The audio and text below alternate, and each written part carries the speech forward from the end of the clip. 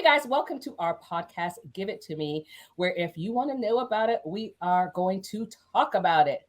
So today we are going to talk about, do you want to strap or not to strap?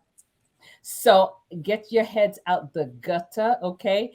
That's not what you think we're going to be talking about. We're talking about pew pew, guns. Pew pew pew. All right, so listen to this, guys.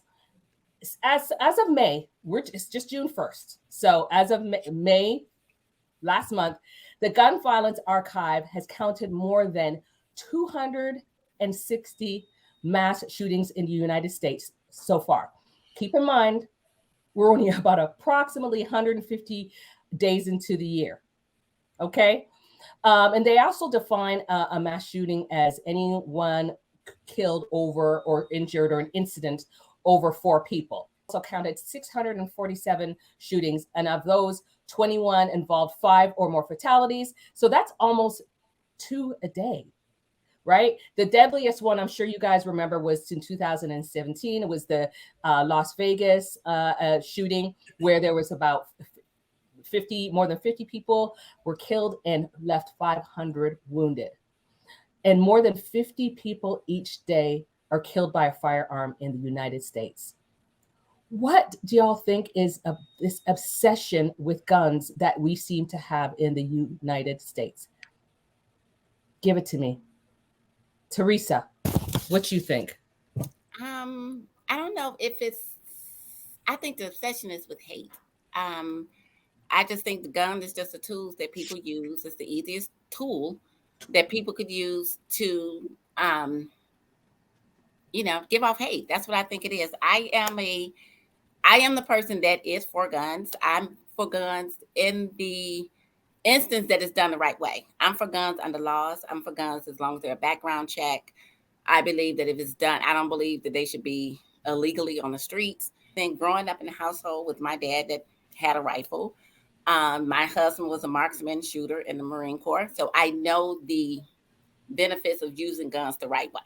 I'll add to that thought. I don't know. I hear you, Teresa, about the hate piece. And yeah, I think it's a part of it. And I think it's many layers as to why people choose to get a gun. The other one is power. They want a sense of control, and it doesn't necessarily have to do with race. It could be, white on white or same race on same race.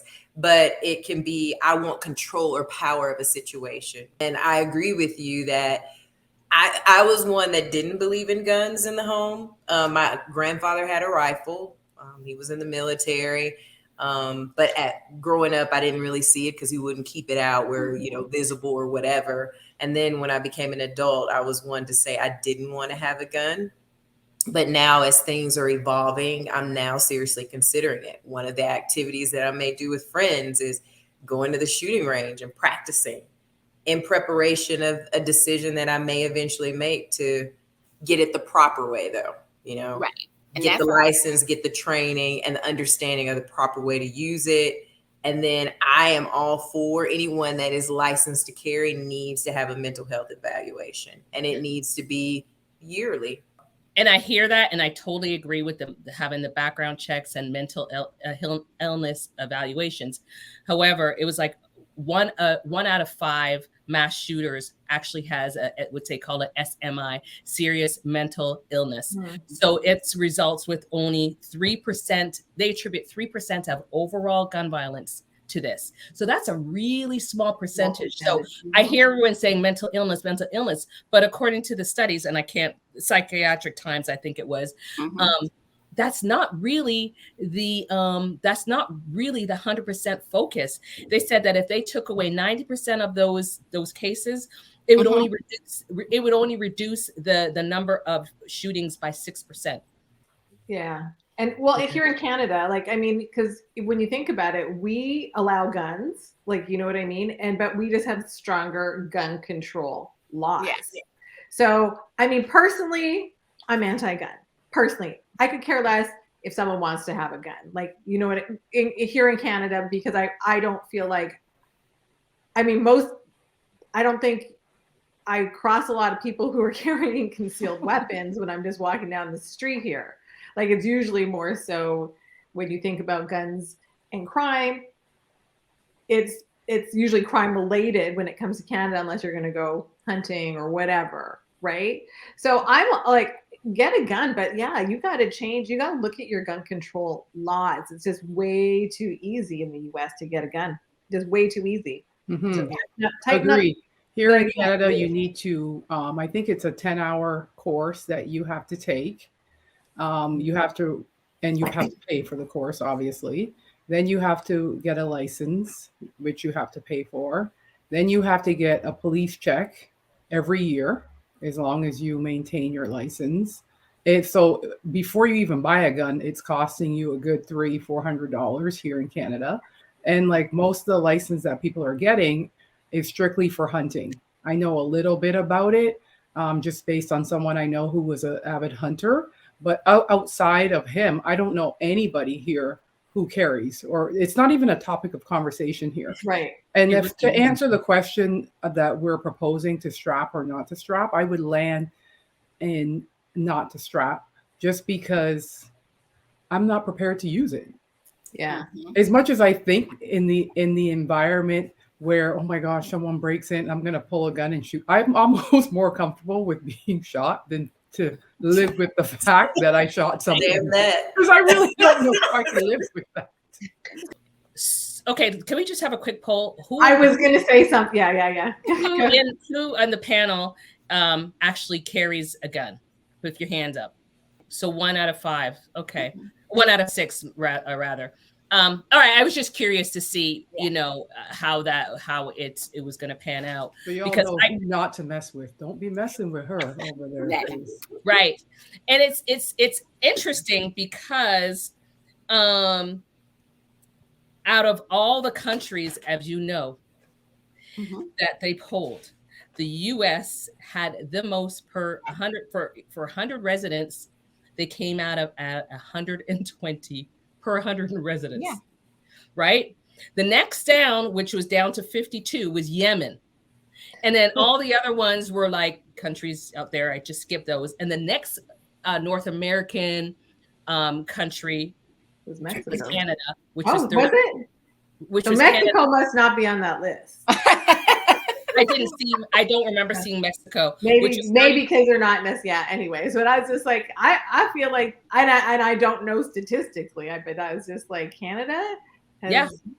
So Michelle, I wanted to hear from you because you are the one on this panel who actually carries a gun, and I know your partner also has several guns. So don't even think about going to Douglasville, because they strapped. Is for the most part, I am a gun owner and I have a license, but ideally, especially because the places I frequent and I'm always flying out, I find myself not carrying every day. So it's more so for home protection, where I spend a lot of my time. So I feel like growing up, I was always afraid of guns. I felt like how Teresa said, guns kill people, but it's not that people kill people. But I was always afraid. But after proper training, education, getting a license, and knowing how to maneuver a gun, I feel more safer. And especially at home. If I'm at home, whether we're together or I'm home by myself, if I hear something or something doesn't sound right, because I always keep all my windows open, my blinds open around the whole perimeter, I'm always ready. And Angela tell you, like, there's been times where midday I'll have my gun sitting on my desk because something just didn't feel right within the neighborhood, and you have to be ready. I'm laughing. Me and Gail are like, what?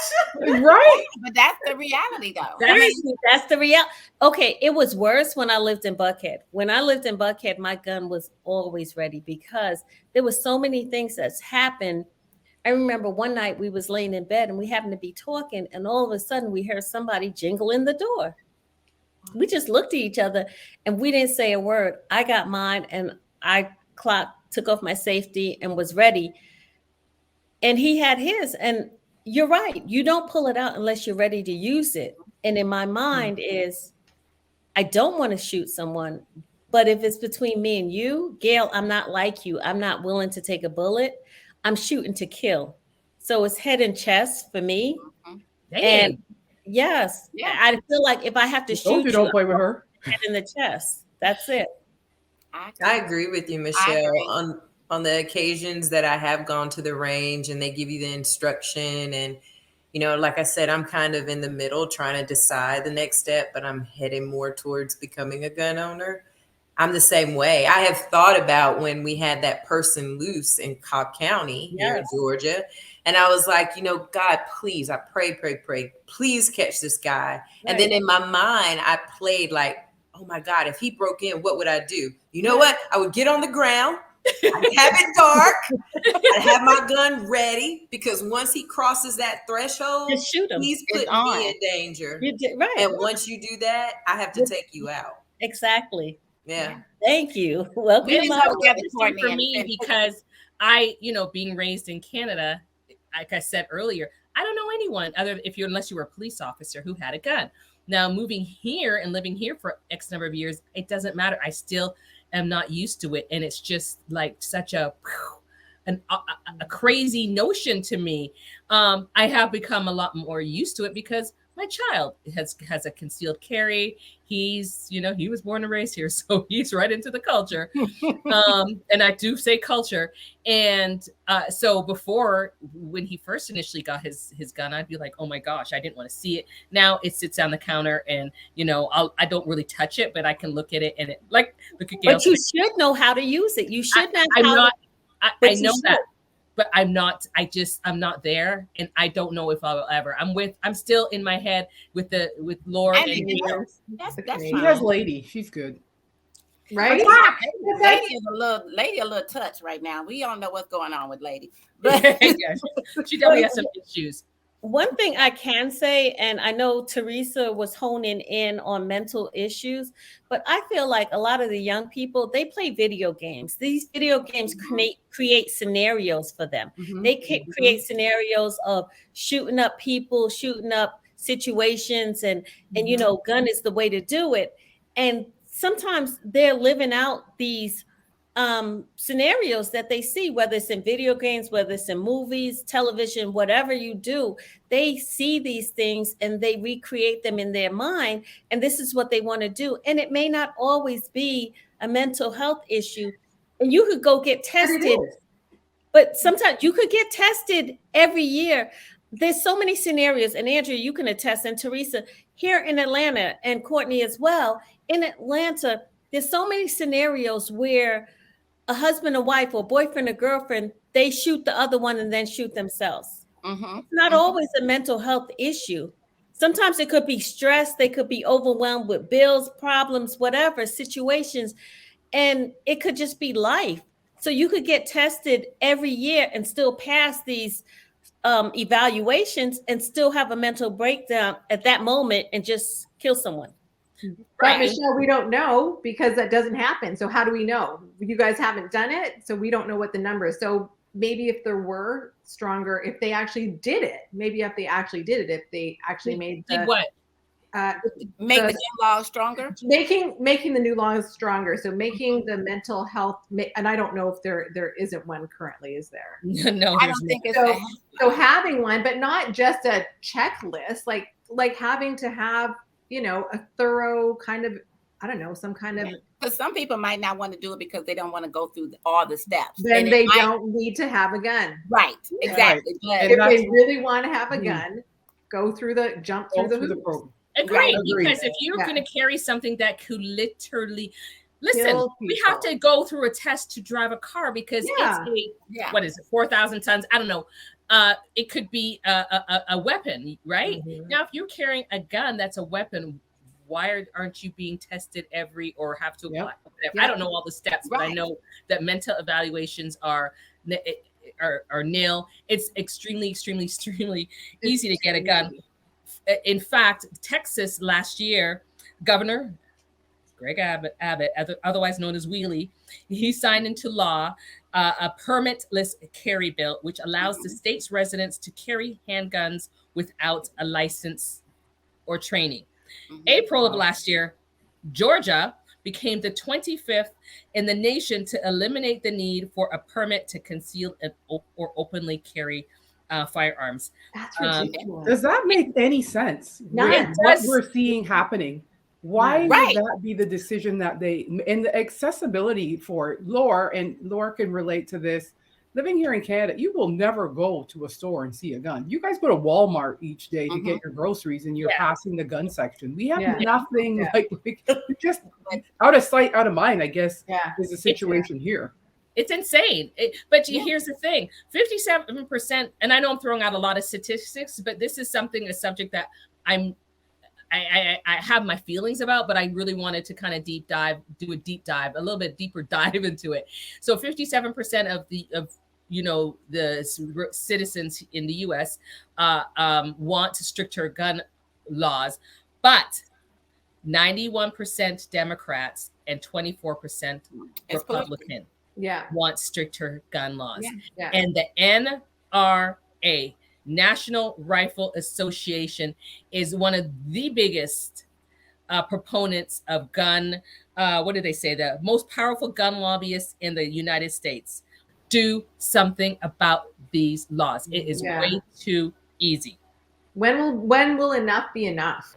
To your statement, Lori, or your question about it going away, we've seen so many other things. When you think of the U.S., it's so free flowing with, I won't get to the deep roots of the reflection of our color or whatever, but things that have just been found to be acceptable here.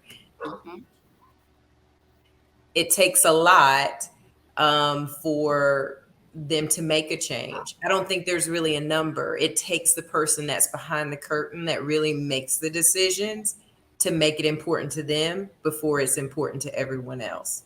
Because, you think about, oh, well, the president should do something or whatever. He can't do anything. There are people behind the scenes that are probably part of this NRA that are like, hell no, we want to make our money, and our money is with the guns. So as long as those people may be some of the key decision makers that can, hold a firm grip on the allowability of these guns to flow through, and that's just what it's going to be. And then it brings us to where we are today with mass shootings and killings, and people like myself and others on the panel that don't have a gun to say, it's still a question in your mind. Maybe not for our two Canadian panelists or people, but for me, maybe Andrea, I don't know, but it's a consideration. It's my livelihood, I'm not sure if everybody's aware, and I'm just speaking to our two Canadians, but we have laws, here called Stand Your Ground, or the other one is duty to retreat. So there's states here that, well, actually, I'm going to give you the definition of stand your ground. You can have deadly force when they reasonably believe it's necessary to defend against certain violent crimes. Under people have no duty to retreat before using deadly force in self-defense, as long as they're in place where they are lawfully present.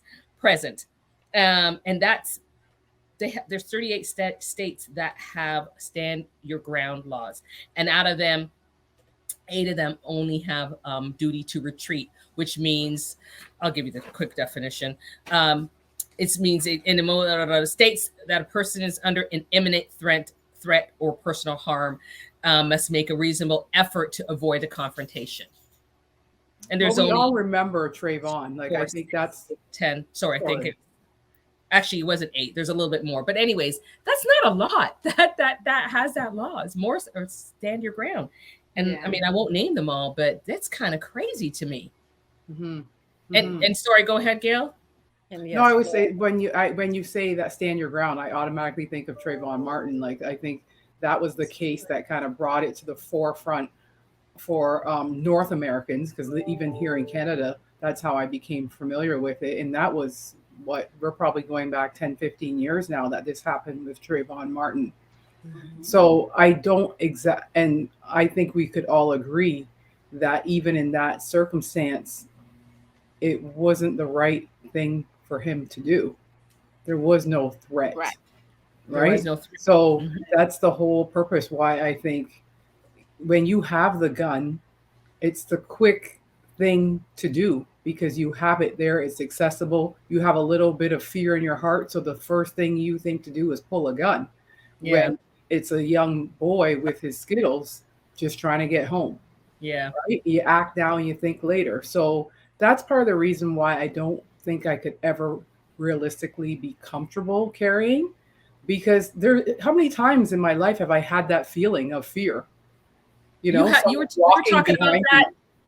We were talking about that. Was about the case that happened a while ago with the boy at your car.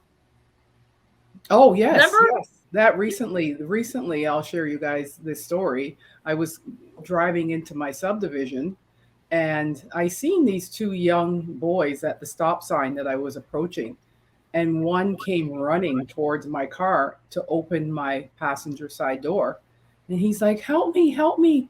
He's trying to stab me!" And like, the first thing I thought was they're trying to set me up. Like he's trying to get in my car, because he was like at my door at this point. My window was down a little bit, and the first thing I thought was to take off. I was afraid, right?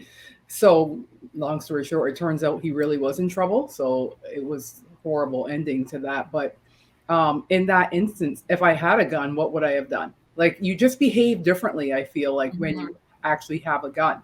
And I feel in those situations, 9 times out of 10, you're just fine. It's just that, what do you call that, when your heart starts racing and you're nervous, adrenaline. or adrenaline takes over. And I would hate to know that I reacted based on that adrenaline. There was no fear. There was nothing to fear. And I've taken someone's life. I just couldn't live with it.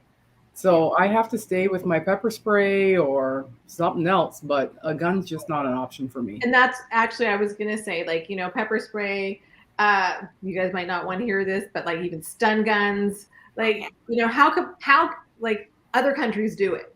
Other countries do it successfully. Why other civilized, like it's like, look at Europe, look at here, us in Canada, like we do it. Stronger laws. That's what it's all about, the laws. And we like, I have a stun gun, I have pepper spray because I don't have my gun yet. So I do have a stun gun, I have pepper spray, I have a switchblade. And it's like, it's just, I do. I know when me and Andrew went out of town, I said, Andrew, I got through with I didn't even know I had my stun gun in my purse, but it looked like a cell phone. So, it got through TSA. That's kind of scary. But very scary. Coming for you. Yes. Right. Right. They're like, but I didn't know it was in my purse. That was Teresa. Right. The mindset of a trained person is not to pull it out if something happens, or if you see somebody run up to the car. It's like, oh, let me start shooting first. That's not the mindset you have.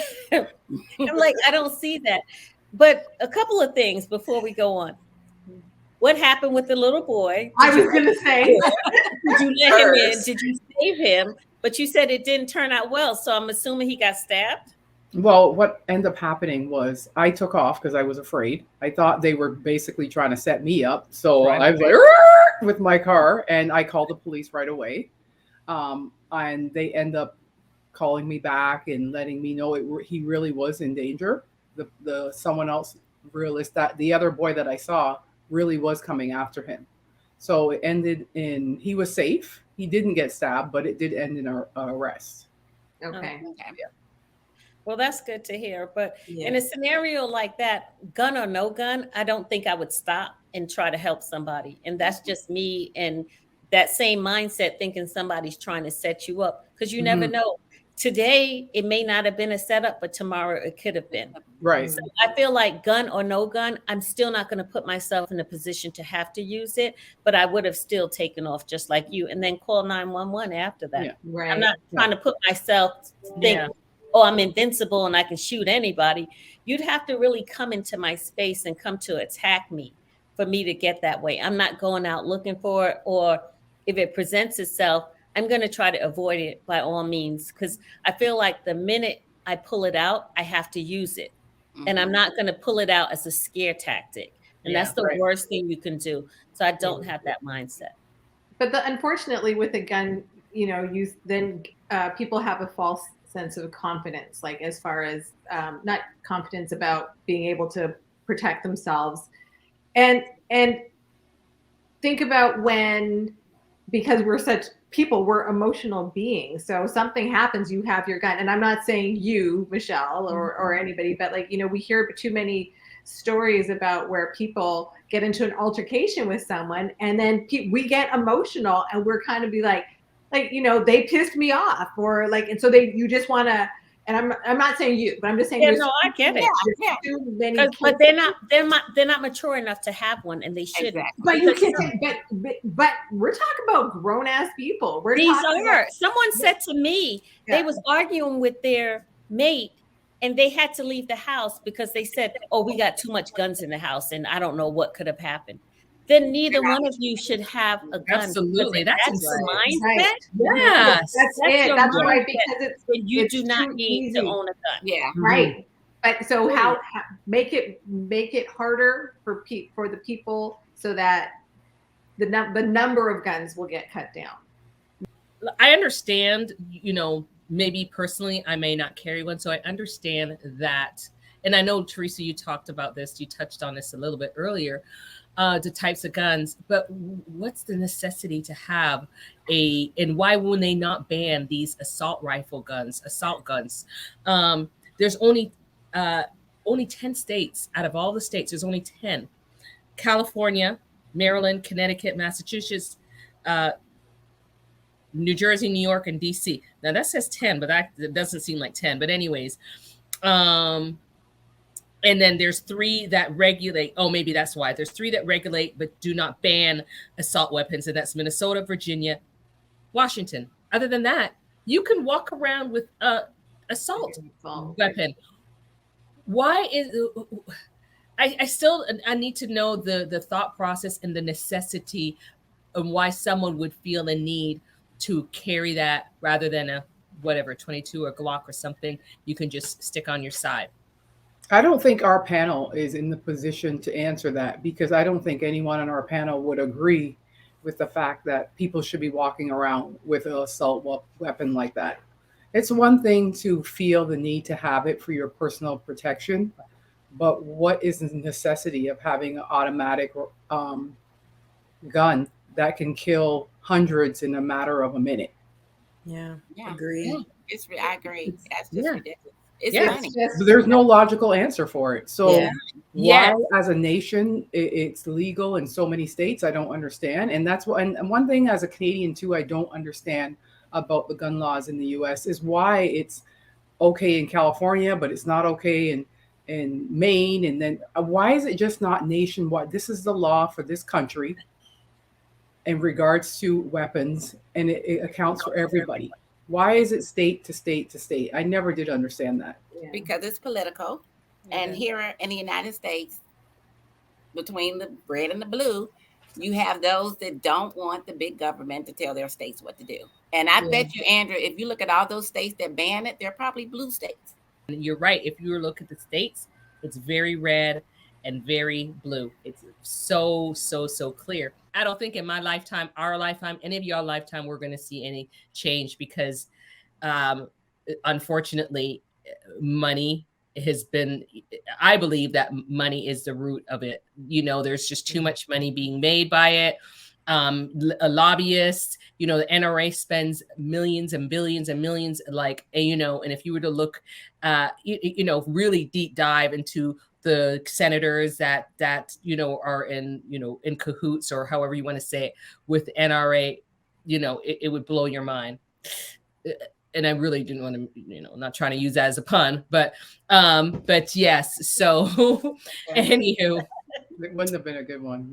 No, it wasn't. That was not intentional until I said, but with that said, I think this was a wonderful, spirited conversation. And I love the fact that we have different perspectives. We have our gun owner. We have one who's a potential gun owner. We have one who lives with a son who is a gun owner. And another one that's kind of, again, on the fence. And 2 that are like, what you talking about, Willis? We ain't, we ain't about that life. So But regardless, if you do choose, I think we all agree there has to be better background checks and vetting of people who want to, men and women who want to carry, mental, whether you want to do a mental illness background, screening as well, but whatever it is, it needs to be tighter, because there's just no way we could be the number one civilized world. This is over countries that go to, you see bombings and people are being blown up every single day. And we're number one. US, we're number one. We got to be number one in everything. Well, guess what? Yeah. So, guys, ladies, not guys, ladies, this was wonderful. And thank you guys for watching. Give it to me, and see you next week for another fabulous episode with these fabulous women. Bye. Bye.